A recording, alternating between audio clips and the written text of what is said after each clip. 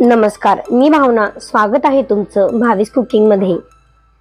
आज आपण मशरूमची भाजी तयार करणार आहोत. मशरूम हे खाण्यासाठी अगदी चविष्ट आणि बनवण्यासाठी सुद्धा अगदी सोपी भाजी आहे.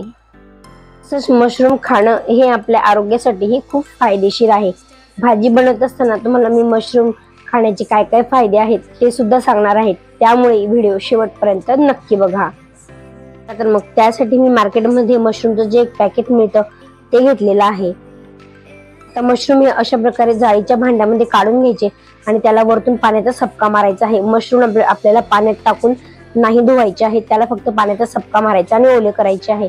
जर आपण त्याला पाण्यात भिजत टाकलं तर मशरूम हे पाणी ॲब्झॉर्ब करून घेईल आणि तेव्हाच ते नरम होऊन जाईल. त्यामुळे अशा जाळीच्या भांड्यामध्ये मशरूम घेऊन त्यावर वरतून पाणी सपका मारायचा आणि एका स्वच्छ फडक्याने हलक्या हाताने हे मशरूम स्वच्छ पुसून घ्यायचे आहेत.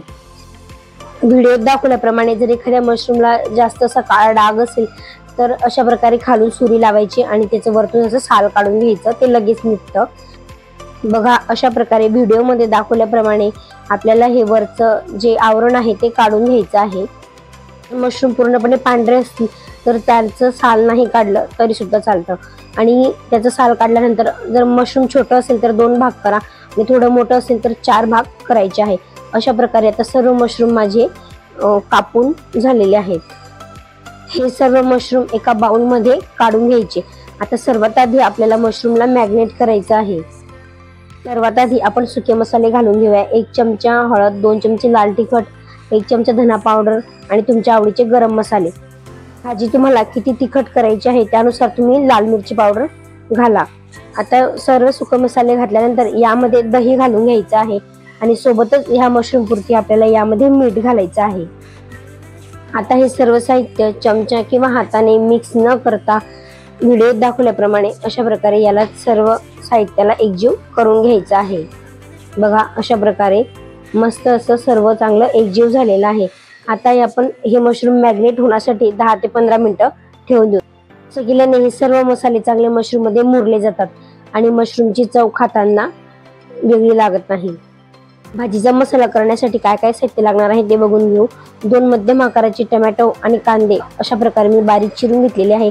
सोबतच कोथिंबीर घेतलेली आहे, जिरं, मोहरी, अद्रक लसणाची पेस्ट, हिंग आणि चवीनुसार मीठ. सोबतच यामध्ये मी खडे मसाले सुद्धा घेतलेले आहेत. तेजपान, दालचिनी, 1 चक्रफूल, 2 मिरे आणि 2 इलायची, सोबतच जिरं घेतलेलं आहे. भाजीची ही तयारी करूपर्यंत आपले मशरूम चांगले मॅग्नेट होऊन जातात, म्हणजे सर्व मसाले मशरूम मध्ये चांगले मुरले जातात.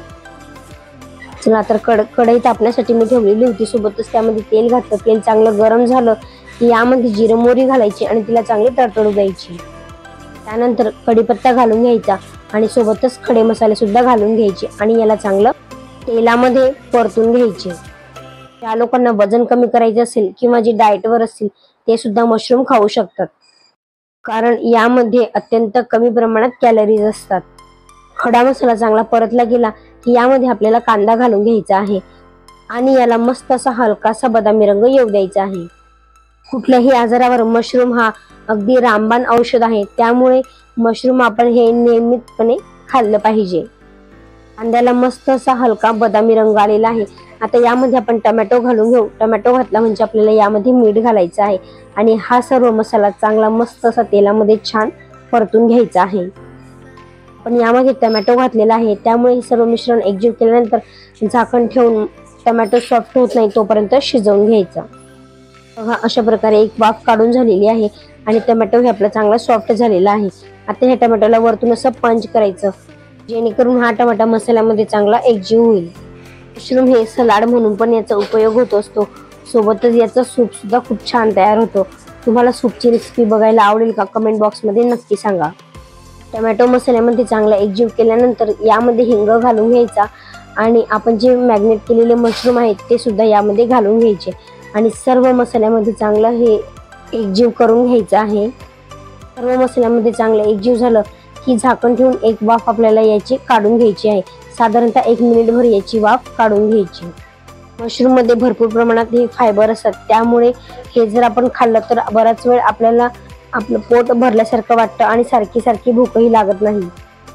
यासोबतच यामध्ये व्हिटॅमिन D3 खूप प्रमाणात असते. आपल्या भाजीला मस्त अशी एक वाफ काढून झालेली आहे।